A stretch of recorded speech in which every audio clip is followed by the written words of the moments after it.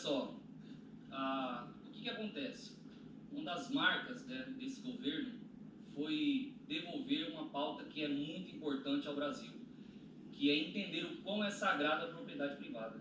É um princípio soberano e eterno da nossa Constituição, que há muito tempo foi rasgado nos governos anteriores, que a gente conseguiu reestabelecer, dando direito à legítima defesa, né, para que o dono dessa terra entenda que aquele que trabalha é digno do fruto do seu suor. É isso que o Brasil voltou a entender, né, quando o presidente concede, né, meios para qual o dono da propriedade, primeiramente, ele defenda aquilo que é seu, isso foi muito importante, a questão da posse da arma, e também, obviamente, tudo que foi feito, né, dentro desse processo para que diminuísse a força da intensidade desses movimentos terroristas que aterrorizaram o nosso país por tanto tempo. Quando eu fiz a denúncia, primeiramente com o Major Vitor Hugo, um abraço, um homem que me deu voz, e depois a Bia Kiss postou o vídeo também, viralizou, milhares de pessoas vinham para o meu perfil e ficavam muito preocupadas, me chamavam: cara, você não está com medo do MST, vão te matar, sua família, como é que tá seus pais e tal, porque meus pais moram no assentamento hoje, inclusive o assentamento se chama Assentamento Che Guevara, olha que maldição. Mas o que acontece? As pessoas me ligavam temendo pela minha integridade física.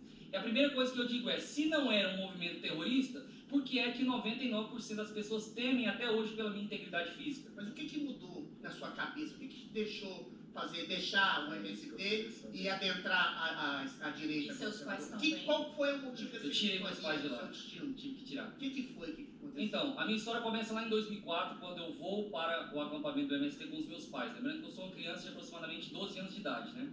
E aí, meus pais estávamos em Campo Grande, Mato Grosso do Sul, uma família pobre, 5 pessoas, né? Caminhando para a miséria mesmo, assim, dependendo de cesta básica de projetos sociais da igreja, né? E dos parentes ali que estavam conosco.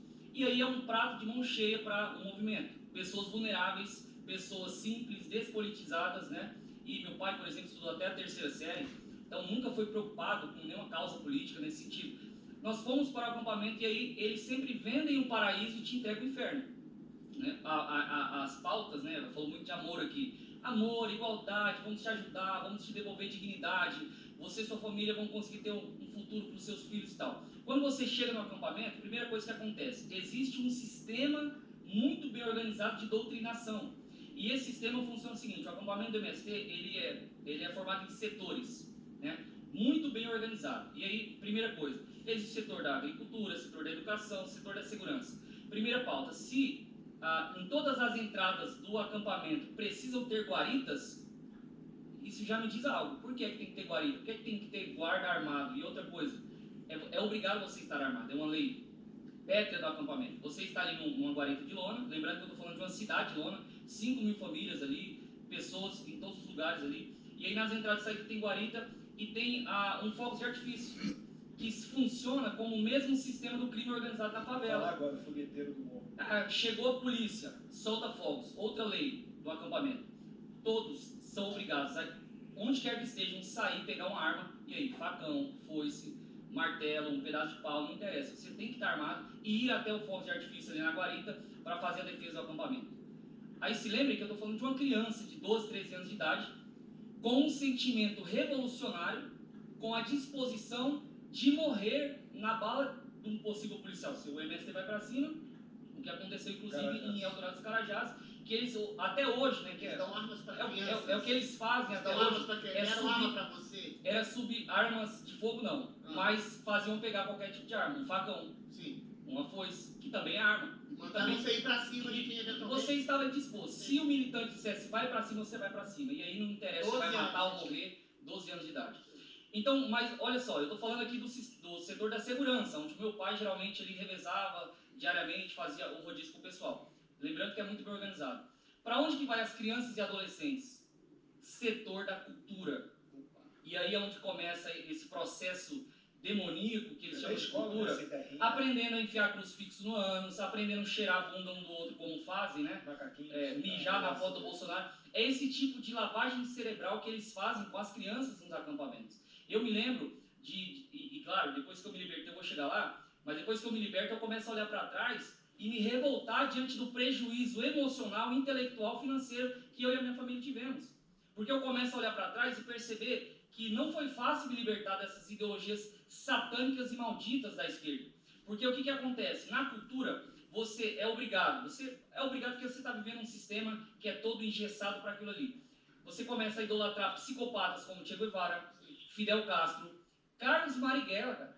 Quem foi Carlos Marighella? Eu idolatrava esse cara. Depois que sai do movimento, começo a perceber. A escola do MST é uma escola de doutrinação específica. É uma escola de doutrinação. Mas peraí, eu não estou falando nem da escola, eu estou falando do acampamento. Porque você é um jovem, não trabalha, a maioria das pessoas ali vivem de forma ociosa, também não trabalham, dependem, né? Porque eles tiram a pessoa da cidade, colocam dentro do acampamento agora para viver debaixo do Estado. Lembrando que eu estou falando de governo Lula, Dilma, FHC e essa galera. Então agora você depende do Estado, você não tem mais a casinha, os móveis que estavam aí na cidade, você depende integralmente do MST.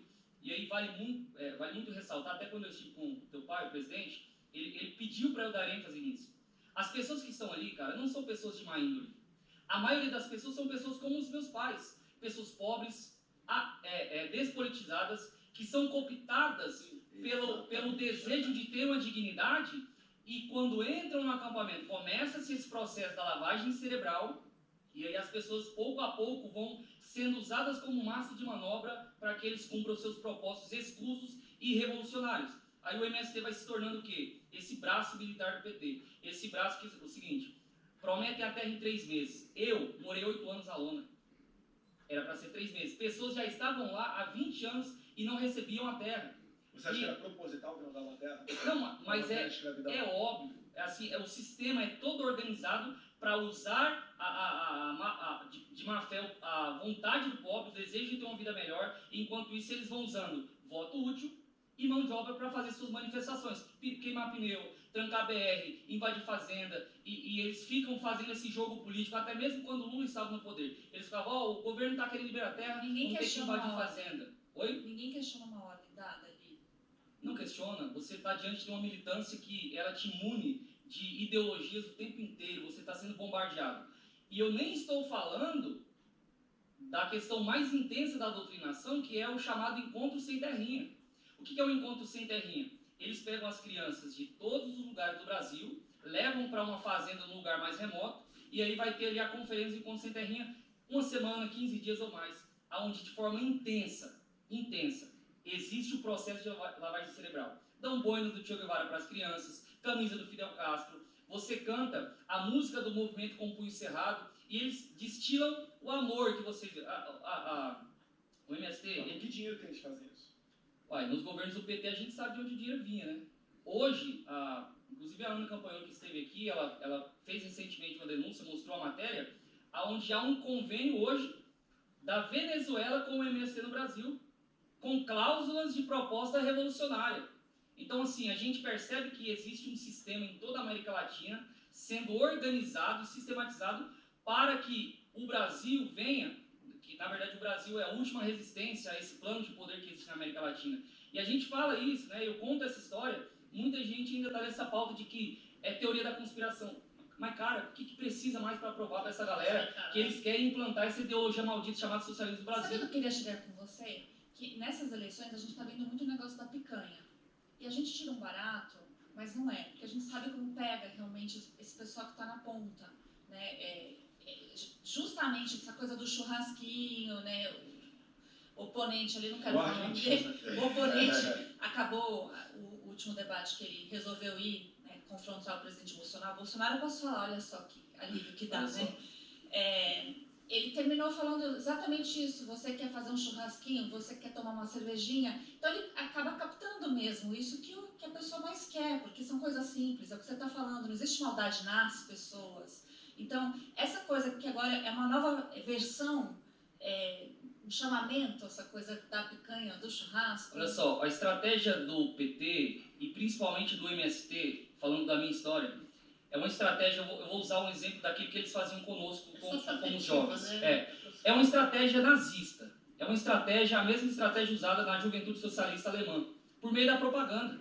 Se tem algo que aconteceu na história do Brasil, foram os 14 bi que as grandes mídias ganharam de propaganda. E, cara, a propaganda do PT, ela é sempre voltada para a emoção, para cativar você naquilo que você mais precisa, naquilo que você mais tem necessidade. Muita gente não teve um estilo de vida pobre como eu tive, ou miserável como fases da minha vida eu passei para entender o que é alguém falar assim, você vai ter um pedaço de carne na sua mesa. Então isso cativa as pessoas, né? Isso, de certa forma, vende essa história, porque as pessoas, lembrando, que estão nesses lugares mais remotos, elas sequer estão acompanhando qualquer, ou sabe qualquer tipo de conceito político. Vai falar de socialismo lá, ninguém sabe o que é socialismo.